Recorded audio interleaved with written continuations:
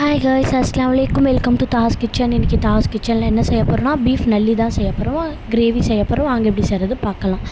நான் வந்து 2 தக்காளி எடுத்திருக்கேன், 2 வெங்காயம் எடுத்திருக்கேன்.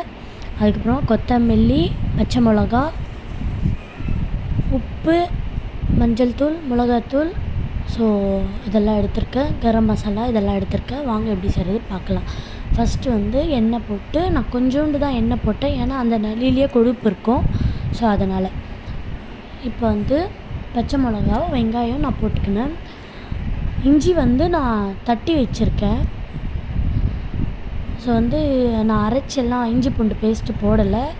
ஸோ அதனால் தட்டி வச்ச இஞ்சி போட்டு நல்லா வதக்கிட்டு, அதுக்கப்புறமா வந்து தக்காளி போட்டு அது கூட நல்லா வதக்கிட்டு, அதுக்கப்புறமா நான் எடுத்து வச்சுருந்தேன்ல மசாலா, ஸோ அதெல்லாம் போட்டு நல்லா மிக்ஸ் பண்ணிட்டு, இப்போ இதுலேயே வந்து நான் அந்த நல்லி எல்லாம் எடுத்து போட்டு நல்லா மிக்ஸ் பண்ணிக்கிறேன்.